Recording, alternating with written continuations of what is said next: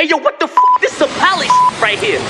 The late night flight is paid for by the following. And now we have Hanif Sowell, the senior correspondent of the Light Skin Delegation. What the f*** is that? Light Skin Delegation?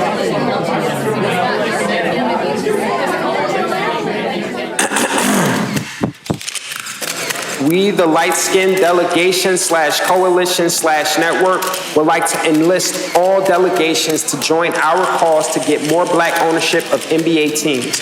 Dark-skinned delegation member LeBron James has been the de facto spokesperson for social justice in the league since Obama became president. LeBron has managed to get the league to agree to let players wear I Can't Breathe and Black Lives Matter t-shirts and openly support Democratic candidates while simultaneously telling him to shut up and dribble. You all filibuster our attempts to have Steph Curry replace LeBron, and because Aisha Curry was asking for her nudes to be hacked, we relented. And now we are at a crossroads. In the height of a black liberation movement, we are simply asking Commissioner Silver to open the books and allow the league to expand with 2 to 3 new teams exclusively owned by black Americans. The NBA has been profitable for 40 to 50 years, and there is only one black majority owner who just so happens to be the greatest player to have ever lived. The application cost is a measly $1 million, and the least the NBA can do is set up a meeting with Ice Cube to hear our demands. Let us put aside our petty infighting and light-skinned and dark-skinned jokes and come together to support this cause. No further questions at this time. Push us through proud. It's a bunch of us. I'm a hand in the colony. Hold on. Everybody on their mountain, everybody marching for a young nigga like me to get tsunami on it. I'ma get it, I'ma win it, baby. I'll be on my curry till I crash your bird 40 on the tech. Yeah, I'm acting nerdy if it's at the Appalachian to the Appalachian. I'ma do whatever that they take to make a black a nation. Hold on. Why should America ban vice presidential debates? Because for the first time in American history, we had 3 people fight or debate for the seat of vice president. We had Senator Kamala Harris, my homegirl, love you. You know, even though you are wearing only one soul Timbs, my heart still goes out for you. We have Senator Mike Pence, or Vice President Mike Pence, excuse me. You know, the mega Christian who doesn't like gay people or black people or gay people. I don't get that. He's from Indiana, though. Google Mike Pence. And then you have Jeff Goldblum, or what it appears to be a fly on Mike Pence's hair, which has, for some reason, got more airtime than Senator Harris or Vice President Pence. Also, you saw exactly what they're going to be doing if elected in office, sitting down at a desk. I thought that was very fitting. The presidents and the presidential candidate, they're at a podium. The vice presidents are sitting down, already getting ready to, you know, break Senate ties and whatnot. That is hilarious. Again, I don't know who's the winner. Some people in America like composure. So if you like composure and starchy political then maybe you may say Mike Pence. If you are not white, you're definitely going to say Kamala Harris won that. No problem. You know, especially when she's like, Mr. Vice President, please, like, shut the up. You know, so other than that, you know, it's not as if I don't want to hear vice presidents talk. You know, I'm more into the vice presidents that kiss Hillary Clinton, like Al Gore, you know, in public. That's kind of funny. If you never saw that before, Google that. Hanif, what say you? I think Kamala really took this opportunity to showcase her black womanness, if that's a word. If you notice Kamala's hair, like I've lived with a woman for about 14, 15 years, right? Got you. A black woman. And if you know anything about black woman hair, in Jersey, we call them doobies. In Philly, they call them wraps. But it's like a sacred style that a woman gets. She either goes to like a Dominican shop or another black woman and they get their hair wrapped. And when they come home, like they still got the bobby pins in and they got to wrap it up in a silk scarf. It's that night where you know you're not getting sex when she first got it done. Or if you do get sex, it's going to be like some head with a bonnet on or something like that. But anyway, Kamala actually, it looked like she just freshly took that scarf off and combed her hair out right before she walked on stage. The joint was flawless. And yes, very shiny. I love the hair. Hair was on point. I'm with you on that. I'm sorry. So that's like a Black woman ritual right there, right? And there's nothing that Mike Pence could have done to prepare to combat her with that, because she's at her top level of confidence when her hair is in that style. You could tell the way he looked at her eyes. He wanted to DM her, but keep going. So another thing that I picked apart was, I don't know if it was because they're both lawyers, but neither of them wanted to answer any direct questions. Oh, you peeped that. So it was like, yo, Mike Pence especially though was like, yo, the moderator be like, hey, Mike, what do you think about global warming? And he was like, listen, I'm not going to answer that. I'm going to talk about whatever it is that I want to talk about. And then, but, the poignant question that stood out to me too was when she was asking him like, yo, both of the presidential candidates is old as hell and they're quite possibly going to die within the next term.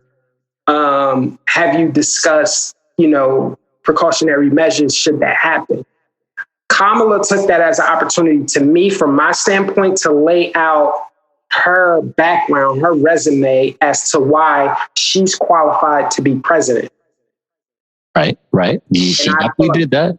I thought she got points for that because she like, look, I'm on the Senate Judicial Committee. I get briefings on foreign affairs. I know what's going on. Plus, I'm an ex-prosecutor. All this. She laid out her ground. Mike Pence just said, listen, we win in this election. I don't care what y'all talking about. We good.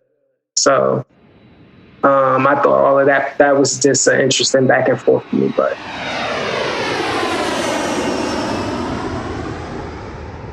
And now a word from the President of the United States of America.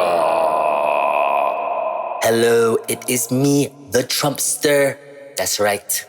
It is me, the Trump Steo. I wanted to take some time between my 2 hydrochloroquine bleach shots, and oral steroid intake to give you my news on my health. And I am doing fantastic. I am doing an incredible job. I am doing an incredible job with my breathing. The doctors at the Walter Reed, who I totally did not pay off with Ivanka's undercover high-end escort business money, told me that I single-handedly defeated COVID.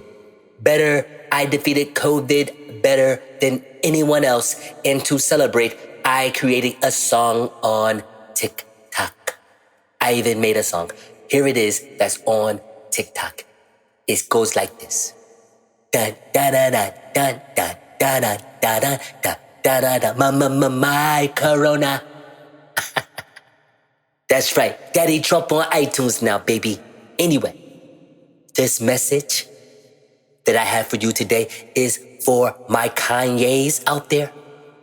You know what I'm saying. If you elect me president, I will allow all blacks to call me President Desmond J. Trump every day when that day is Juneteenth.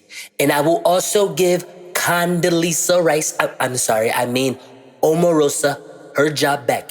And if she does not want to take the job, no problem. We will hire Kamala Harris.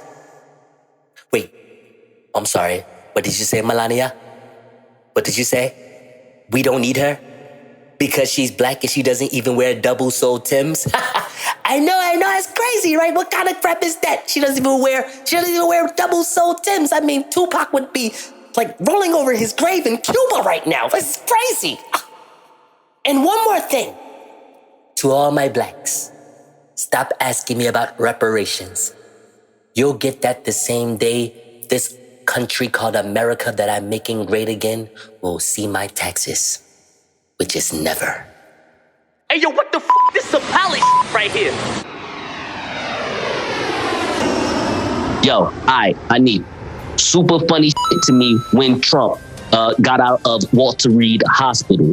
That's the name, right? Walter Reed? Correct. Because I had that in a skit, so that better be right. Okay, anyway, so he drives to the White House. He takes his mask off. He gives a salute. That whole area right there is infected now, okay? That's number one. Number two, why did he not go to Mar-a-Lago? I don't understand. You're always at Mar-a-Lago or you're at your Jersey spot. Now, Phil Murphy already called you out, so I'm pretty sure you're not going to go to New Jersey because you want those Republican votes. So I know you're not going to do that move. But you could have went right to Mar-a-Lago, took your mask off, because let's think about that for a second. That's normal, everyday shit. When you get off of work, you go home, you take your mask off, and you salute the TV. That's what you do. Am I right? No? I don't know. So what's been up? Wait, what's been going on in your eyes with the Trump watch these last 4 or 5 days, honey? What say you? Listen, I wanna actually take this time to give you your props, because listening back to our previous episodes, actually last episode, episode 15, you actually said like, yo, Trump is gonna position this COVID thing as a win for himself. So you called that on the head. And what Trump has been doing, you know what I'm saying, is basically trying to take ownership of him getting COVID, not taking accountability and saying that he's a super spreader and he's actually causing a second wave of COVID. He's saying, I got COVID, you know, basically just to show you guys that it's nothing to worry about and I could be. You know what I'm saying? And so it's crazy. So he started off they was like, all right, he was reluctant about going to the hospital. They coached him to going into the hospital. So they gave him all of these experimental drugs, made sure he was cool. He took it upon himself a couple of days before he got released to the hospital, to take a ride around to salute his supporters. So he gets in a hermetically sealed, look up hermetically sealed vehicle. This vehicle is designed to prevent chemical attacks from entering. So that means that inside of it, you're basically in a Ziploc bag.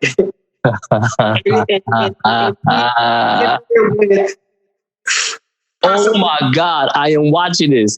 I'm looking at these things. What they look like regular cars, but they like a Suburban, but they are custom fitted to be bulletproof and to withstand like bombs and chemical attacks. So he's locked in there with Secret Service, and he's probably got like 3 other people in that vehicle that he's directly exposing to COVID, just to take a 15-minute drive around the block and show his supporters that he's all right. That's wild. So from Hope Hicks to these Secret Service gentlemen that are in this SUV, to one of the people, the top high-ranking militant heads that's at the Pentagon, he had COVID, or at least COVID symptoms. I don't know. They don't want to like get into all that. Yo, my man, hey, DJ, DT, whatever you want to call yourself, my man, stay in Mar-a-Lago and just chill till the next episode. Why should you vote in person and not by mail? Okay, so I live in Pennsylvania. I'm registered to vote in Philadelphia. And at the height of COVID, not sure what was going to happen with the polling places and things like that, I requested a mail-in ballot, right? So come to find out, I got my mail-in ballot like a few days ago, and the polling place is literally downstairs from my apartment. So in my mind, I'm like, okay, it'll be easier for me to go and vote in person than it would be for me to go drop it off in the mailbox, which I'm not too comfortable with, because you're seeing things in the news about people throwing away ballots, and, the post office is drawing back their staff and overtime and things like that. So the ballots might not make it on time. So I feel like the safest thing for me to do would be to go in and cast my vote regularly. Now, when I read the fine print on my voting ballot, it says that because I requested a mail-in voting ballot, if I were to go vote in person without that mail-in ballot being voided, then my vote would count as a provisional ballot, meaning that the provisional ballot is I'm going to vote on a piece of paper. They're going to take it, put it in a box, and count it after all of the other votes have been counted, which could take up to like 10 days after the actual election. So here's where another issue happens. In New Jersey, Governor Phil Murphy has enacted something where every New Jersey resident is going to be qualified to have a mail-in ballot. So those same provisions apply. If you decide that you want to go in person and vote while your mail-in ballot is still active, they're going to make you vote on a provisional ballot just to make sure that you're not double dipping into the system. Hey, yo, what the f***? This is a pally right here. Should Ice Cube be in your top 5 or a cabinet member for the next president of the United States? All right, so we are going to talk about our top 10 one day, maybe in a month or so. Who knows? Maybe next week. We don't know. I love Ice Cube. I definitely think he's one of the greatest rap artists of all time. Not in my top 5, probably not even in my top 10. Maybe top 15, though. Definitely. But he should definitely be in the cabinet for the next POTUS. There is not even a conversation about that. I mean, even if we have this in our executive branch, and if we need, because I don't know if you know this, honey, if you know there is its own department, like United States of American Indigenous People Department. You know that, right? Did you know that? They have their own thing going on. They have their own department in the government. I would love for Ice Cube be like that for, the United People of Black America, For sure. I'm all for that. Ice Cube, I don't know if anybody watches the Red Table discussions that Jada Pinkett be putting together, which I find super funny because we'll get to Willow in a little bit. And Willow, like, what we're going to talk about with Willow is going to make you laugh about what I'm about to say about the Red Table. But anyway, I saw Ice Cube and I saw Ice Cube talking with, is that Van Jones that was on that Red Table discussion? That was. Political strategist, Van Jones, and like I said, Jada, Willow, the whole gang. Well, not the whole gang, because Jada and Will wasn't there. But long story short, he said, Ice Cube, he said that America, he wanted from, whether it's the president or Congress, he wants a formal apology for slavery in the United States of America. And also went to bat on anybody that would feel bad about asking for reparations. And he's like, yo, if you are an ancestor to a slave, you are owed this. Wait, what's to be upset about? Get this money.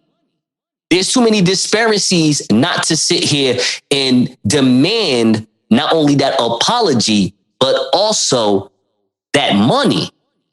I don't understand why people still think to this day that if you ask for these reparations, you are admitting that you were a slave. No, I'm admitting that I come from that, but at the same time, I'm a degreed up motherfucker. So it's not that it don't matter. It's just the fact that look at what's going on right now in the world. Look what's going on right now in the world. If we lived in a place where, if racism wasn't a real thing, we wouldn't be living in this type of tension. But Hanif, what say you? Well, here's my thing. Ice Cube one, I feel like is underrated, right? I feel like in rappers absolutely respect Ice Cube. Fans absolutely respect Ice Cube. Oh. Why he's not in that regular conversation of people's top 5 escapes me. Oh, I'll tell you why. You want me to answer that? I can answer that for you. Okay. Yeah, sure. Well, really what it is his body of work. His body, and when I say body of work, I'm not saying that it's not good. I'm not saying that it's not bad. I'm talking about the quantity of work as far as Ice Cube. Ice Cube as a solo artist don't have as many albums as your Scarface, your Snoop Dogg, your Jay-Z's, those three, maybe even a Nas. Yeah, but Most of his fame, don't get me wrong, his first two albums, like the Lethal Injection album, we had, Today Was a Good Day, that was a classic. And of course, he's known as the ghostwriter, the Styles P of NWA. And then also, he headlined the West Side Connection, which was a very strong group. Wasn't one of the best rap groups ever, but a very strong group. Right. I think that Ice Cube's consistency has led him, and look, I'm gonna be very honest.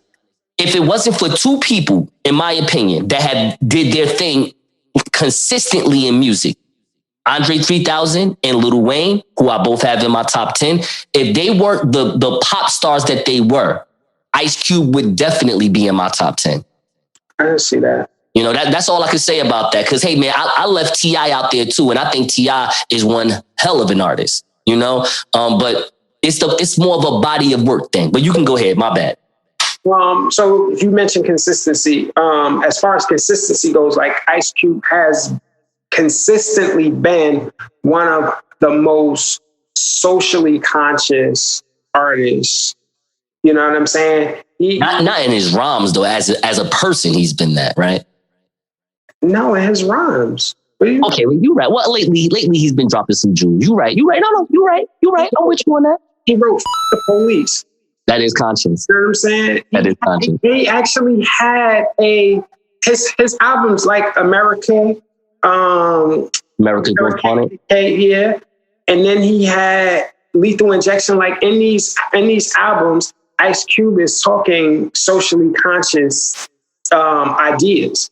You're right about that. He flipped gangster rap on a different level. Like he actually, you know what it was? You know what's funny?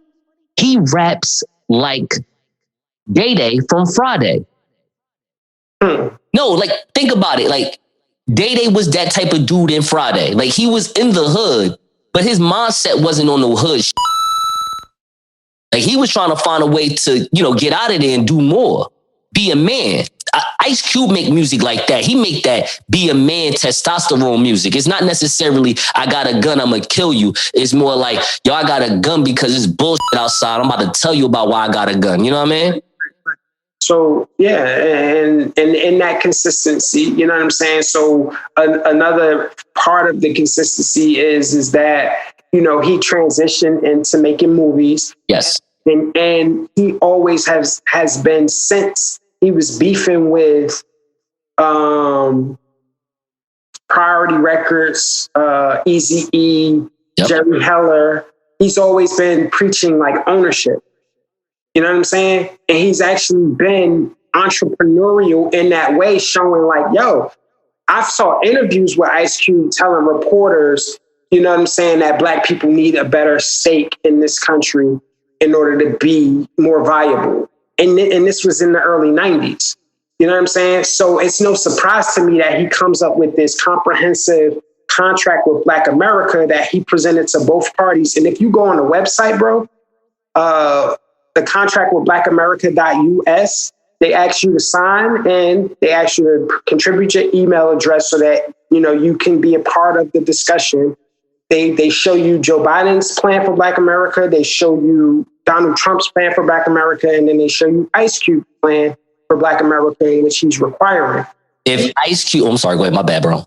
He has done the research. He's talked to JP Morgan. He's talked to Black bank owners. He's talked to, captains of the industry to figure out ways that Black people can be more involved in this process of reparations and what that will look like. I would love for Ice Cube to find a way to cancel all of Tyler Perry's shows on BET, buy BET and run BET and direct everything from BET. Because I think we'll have a job then.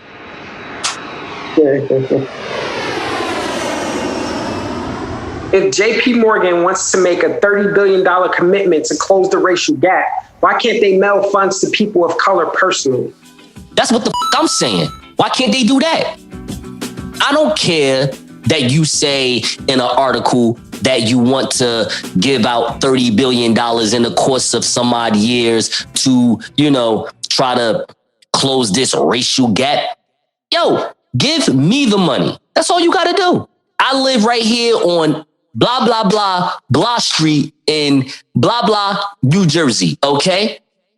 Mail me my check and I can go buy my own property. I don't need you to say that you're going to give it to a bunch of organizations that I don't even know what organizations you want to give it out to. That's like if you live in Essex County and let's say you're Hispanic and you heard that they're going to start throwing out money to a lot of organizations to help you with affordable housing. So now you got to call La Casa de la Pedro. I think that's the name of the spot, whatever, what I mean?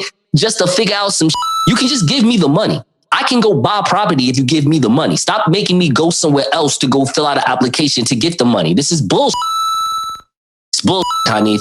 I am not cool with these corporations wanting some culture points from other people of color, other shades, just for saying, hey, we're going to give you money. You're not giving me money. You're giving an organization that may represent me, supposedly represent me some money, but I don't want that. I want the money. You know who can do something with the money? Me. All right. You know who can go buy property? Me. I don't want to go to a mortgage lender. I don't want to go to Rocket Mortgage trying to figure some shit out. You give me some money, I can go buy my own secure credit card, build up my credit, and go do what I got to do. If you gave me a piece of that $30 billion, I mean, that's $30 billion. $30 billion could change that can change, I believe, 18 communities' lives, no problem. Just give it to me personally, please. What say you? I think Ice Cube ran up in JP Morgan with baseball bats like he did in Priority Records back in the day and told them to give us our just due. And this is the plan that they came up with. Yeah, he should have came with a gun then, because this ain't good enough for me. But go ahead. But if you remember, like on the Red Table Talk where he actually broke down, he said he spoke with a higher up at JP Morgan. And what they did was a study where they loaned money they relaxed their lending restrictions and loaned money to 400 people who wouldn't typically qualify for loans from their bank. Right. And what happened was there was only 2 defaults out of the 400 people.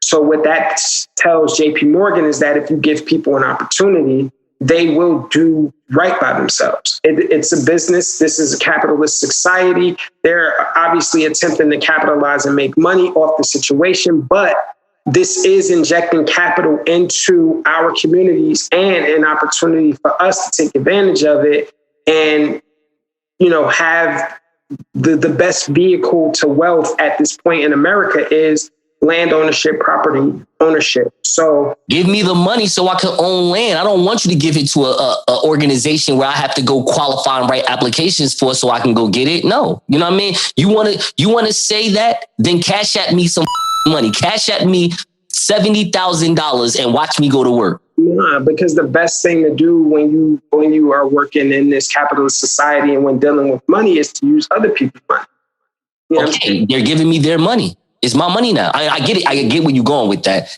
But it's somebody else's money that I've been given. Right, as a loan. So you're not your money. It doesn't have to be a loan. You can just give me the money. They say they're giving out $30 billion.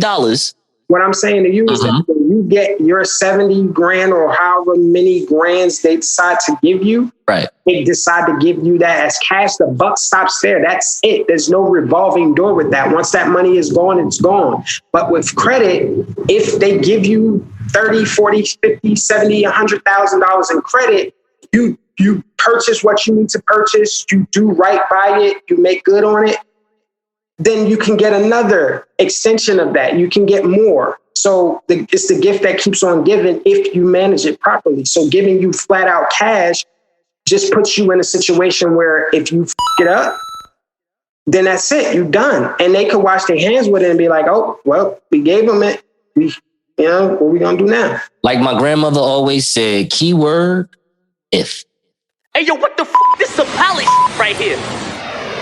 Is Jaguar Wright hip-hop's new Candace Owens?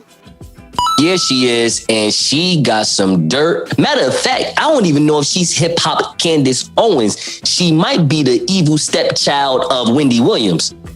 This woman is putting out all types of gospery, all right? So, Jaguar Wright said that Mary J. Blige is a closeted lesbian who faked a marriage to her ex-husband, Kendall Isaacs, and claims to have video proof. What you think about that? I don't know about that. All right. Jaguar Wright wants to put hands on Alicia Keys, accuses singer of not only stealing husband Swiss Beats, but also hiding her preference in women and also being a closeted. They're saying that Alicia Keys, that is her like MO. Like she likes men that have, that are married. All her men has to have rings on her finger. That's what Jaguar Wright is out here saying on the streets. What say you about that? Alicia Keys does shoot her shot at her music. She's always shooting her shot at a dude. You know what I'm saying? So I could believe it, but what the does that got to do with Jaguar Wright? Well, Jaguar Wright obviously is trying to, either get a new record deal off of, just other people, or she got something on somebody. She also have called Diddy a closeted homo, which, no disrespect to Diddy. I mean, Diddy has not only shown that on television by his own, his own. I love Diddy, but Diddy be doing suspect in your face, no problem. If you don't believe me, check out this clip of Diddy talking to, I believe it was Fabulous, Jadakiss, and what's my man name that do Drink Champs? Noriega. That's all I'm gonna tell you. You check that out. All I'm gonna tell you is that is a clip of Diddy talking about, let me pour you a drink, daddy. You gotta see it. Also, she has now, even though she apologized to Tiffany Haddish, who is now Common's girlfriend or fiance rather, she accused Common of sexual assault. She says, and this is her words, so editor bleep out, me saying, but this trying to stick his in my mouth while I'm asleep. Which is, as my man Hanif would say, hella normal. Like that is pretty standard practice. In relationships, in consensual adult relationships, pretty standard practice.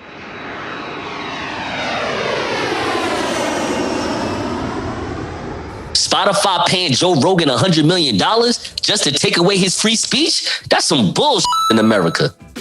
Yeah, I just find it peculiar that, Spotify spending $100 million, because in my mind, $100 million is a lot of money. So when you spending that sort of money, you're doing all of your due diligence, you're checking, and you understand what it is that you're actually purchasing. So for them to do this Monday morning quarterbacking thing where, and I understand that from the business side, Spotify is probably okay, and it's more of an internal thing with some of the employees, but I don't understand why they can't just like say, hey, y'all shut up. We purchased it and this is what it's going to be.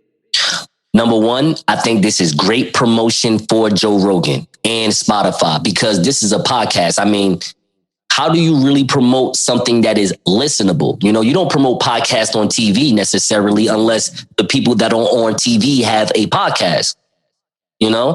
Joe Rogan has to, he has to get to people that don't listen to podcasts in some type of way. Not saying it's him, just saying him and Spotify. So why not use this as fuel? Liberals that are in Spotify and are very emotional about what's going on right now as far as this election year that we're in, they are getting to speak out loud to New York Times and these other news outlets saying that, hey, these episodes with this person, that person, Alex Jones, Ben Shapiro, we're not feeling it. I hate when liberals do that. You can't do that all the time, man. Just shut the up. The man has made a monopoly off interviewing everybody from Kevin Hart to Alex Jones, from Ben Shapiro to Ben Simmons. This man has interviewed everybody in America and just having wacky ideas and conversations about perspectives and controversies and controversies and theories. It's not a big deal. And besides, haven't you heard the theory? Not the theory, the statement. You get what you pay for. It's $100 million they just gave out to this white man. Let this man do what he do best. Hey, yo, what the f***? This is a pally right here. Is Kyrie Irving an emotional or an indirect marketing genius? Okay, so let me tell you why he's an indirect marketing genius first, and we'll get to the other one second. So he's an indirect marketing genius because realistically, if I had $2,000 to sit in the first 3 rows, I would definitely pay top dollar to watch Kevin Durant versus LeBron James game 1 in the finals, whether it's in Brooklyn or LA. But hopefully it's in Brooklyn, so I only got to catch that train right to the Barclays and I'm right there. You know what I mean? So with that being said, that's great marketing by this Jersey guy to, you know, basically let people know like, yo, this is the matchup you really want to see. But here's where he's an emotional. This is where he's an emotional. So he goes on record. I want to see if I got the quote. So they asked him 10 seconds left, 1-point game, who's shooting? Depends on who's hot. I don't see it as anything other than that. 1-3 pick and roll or an ISO for either one of us, or it's something great for our team. All right. He said it's great for our team. One thing I've always been comfortable with is, you know, I felt like I was the best option on every team I played for down the stretch. This is the first time in my career where I can be like, that motherfucker can shoot that shot too. So basically what he's saying is that Kevin Durant has an offensive game that is not just streaky, it's actually fluent. And LeBron has a jump shot that is not only not as streaky, is really, you know, is bricky, you know. So he basically took a shot at LeBron. Right. And I found that to be some because first of all, Kyrie, you gotta understand something, my man. And I for the life of me, you a Jersey dude at that. So I'm really embarrassed that you are going around acting like this right now. But understand this, bro. You're talking about 2 of the top 2 players in the NBA. Like those 2 are equal to each other. LeBron and Durant. LeBron, Durant, Durant, LeBron. Those are equals. So you are a number 2 motherfucker talking about 2 number 1s.